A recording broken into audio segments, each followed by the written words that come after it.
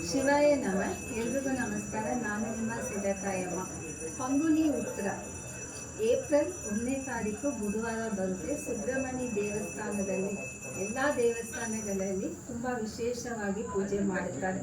ಪಂಗುನಿ ಉತ್ತರಾಷಾಢ ನಕ್ಷತ್ರದಲ್ಲಿ ಎಲ್ಲ ದೇವಿಗಳಿಗೆ ಮದುವೆ ಆಗಿರೋ ದಿವಸನೇ ಉತ್ತರಾಷಾಢ ನಕ್ಷತ್ರ.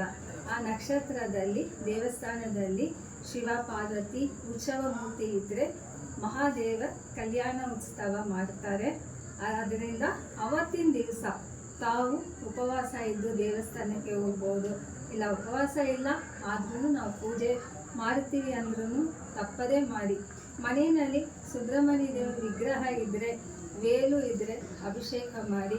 ವೇಲು ಅಭಿಷೇಕ ಅಂದರೆ 9 ಅಭಿಷೇಕ ಮಾಡಬೇಕು. ಸುಬ್ರಹ್ಮಣ್ಯ ವಿಗ್ರಹ ಇದ್ದರೆ ಅಭಿಷೇಕ ಮಾಡಿ. ಬಾಲಮುರುಗರಿಗೆ ಸುಬ್ರಹ್ಮಣ್ಯ ದೇವ ವಿಗ್ರಹನೂ ವೇಲು ಯಾವುದಾದ್ರು ಇರಲಿ ಮನೆಯಲ್ಲಿ, ಇಲ್ಲ ಫೋಟೋ ಇರಲಿ, ಫೋಟೋಗೆ ಬಂದು ಹೂವಿನ ಅಲಂಕಾರ ಮಾಡಿ.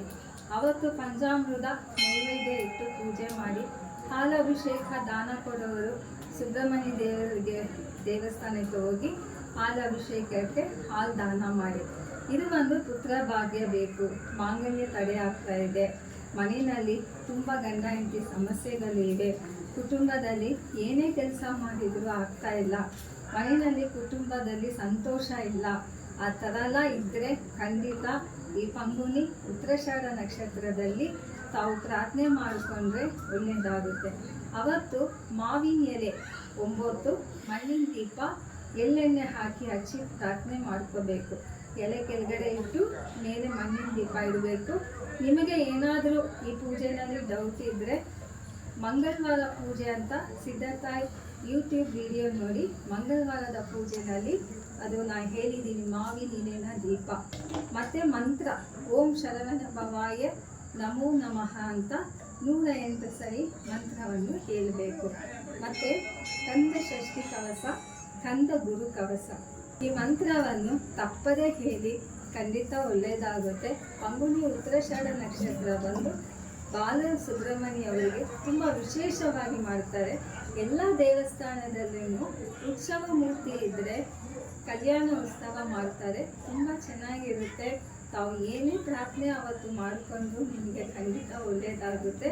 ಅವತ್ತಿನ ದಿವಸ ಉಪವಾಸ ಇರೋರಾಗಲಿ, ತಾವು ಪ್ರಾರ್ಥನೆ ಏನಾದರೂ ಇರಲಿ, ತಾವು ದೇವರ ಹತ್ರ ಕೂತ್ಕೊಂಡು ಧ್ಯಾನ ಮಾಡಿ ನಿಮಗೆ ಪ್ರಾರ್ಥನೆ ಸಕ್ಸಸ್ ಆಗಬೇಕಂತ ಕೋರಿಕೆ ಇಟ್ಟು ಬನ್ನಿ. ದೇವಸ್ಥಾನದಲ್ಲಿ ಖಂಡಿತ ಒಳ್ಳೆಯದಾಗುತ್ತೆ.